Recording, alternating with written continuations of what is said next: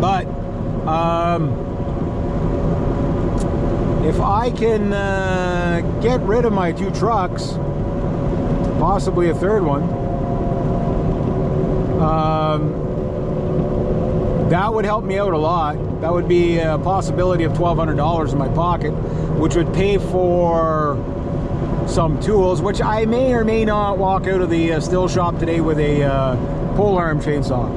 Depends what it all comes up to. Like the cheapest one, and if I can actually fit it in the vehicle, I have no idea how I'm going to get that thing home. I think the cheap one actually breaks into 2 pieces, which 4 feet's no problem. I took my whipper snippers out, but at 8 feet, I don't know if I could get it in here. Like I'd probably be able to get it in here, but just like I'd have to be really fancy with it. But if I could get that pole arm chainsaw, I'd probably even use it tomorrow on some stuff.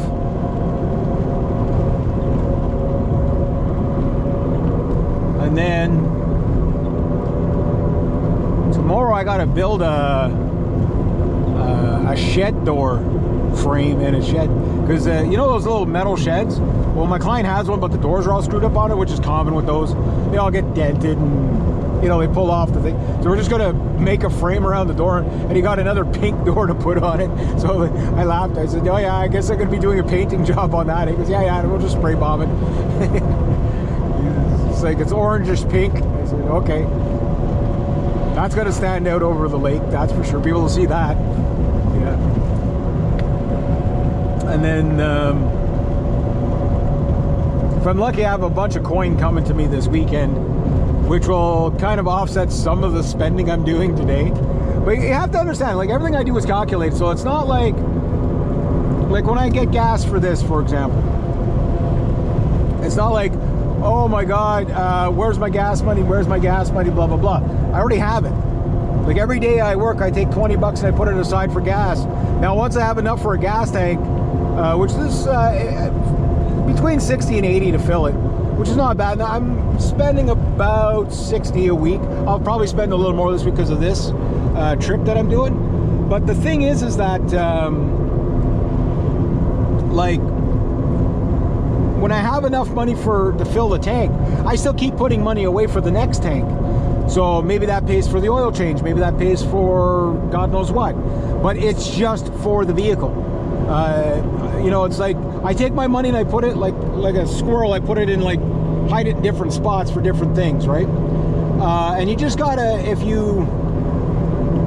and I'm not what you would call like crazy penny pinching frugal, right? But I'm, you know, I keep myself out of trouble as much as possible, because it's so easy to overspend and it's almost impossible to get ahead.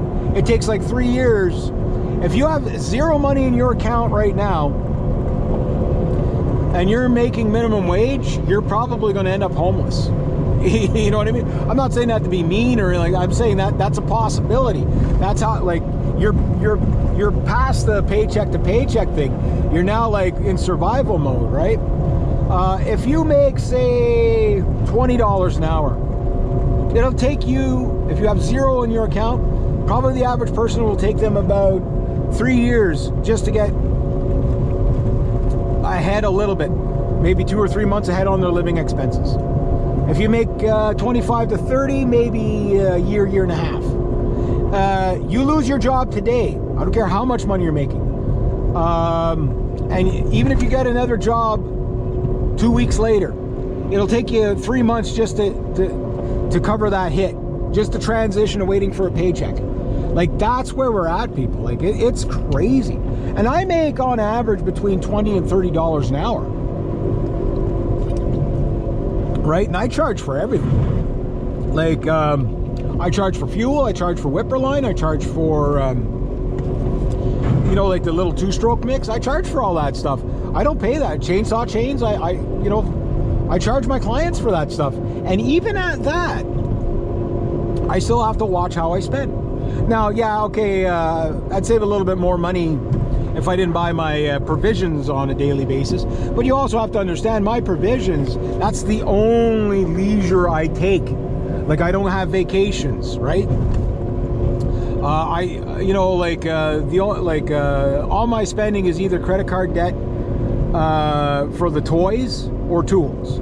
It's toys and tools, right? And I know there's other people, never spend a single thing on anything other than work, right? No, that's not how you live. You know what I mean?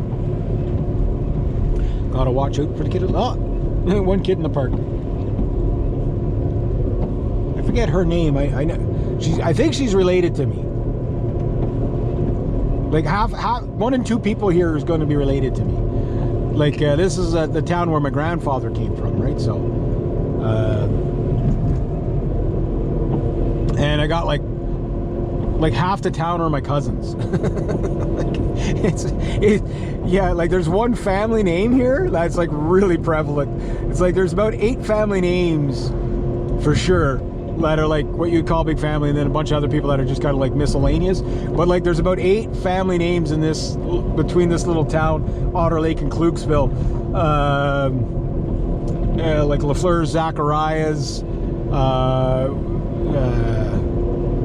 Charbonneau, and like they're old stock Canadian names. Like this little town speaks French, English, Fringlish, and Otter Lake.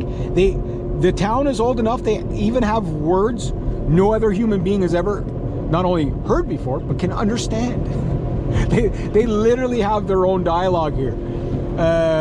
Like they speak basically French with an Irish accent. It is the weirdest thing to hear. Anybody that I've ever talked to that's passed through there is like, those people speak so freaking weird around here. It's just this little anomaly.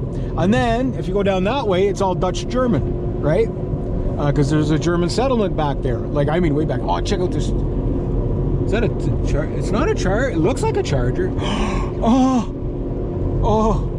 did you see that other car? I didn't see what it was. It looked like a Beaumont or something. There are so many cool. This town has the most sprocket head guys in it. There's so many hot rods in this town for the amount of people. Like this guy here, like I say, always working on the vans. That's his latest one. I love that. Little shorty. Put some mags in the back. Hey, I came to pick up your daughter.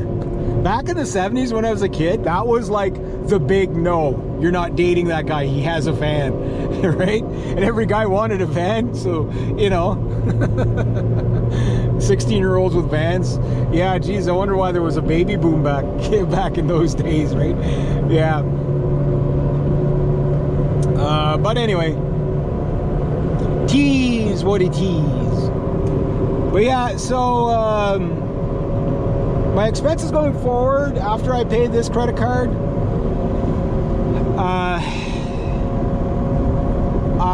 I probably won't be able to pay, like, the max, I think, like on my credit card max is out at $7,500, and the minimum monthly payments would be about $400, $500, right? So that means I have to keep it under that per month. But if you pay just the minimum, it takes you like 5 years to pay down your credit card, so that you pay all that interest, right? So for me, I always try, like right now my monthly payment minimum is something like 115 bucks or something like that, right? Now I could pay that, sure, or I could put $1,100 on it and not pay all that interest. You know what I mean?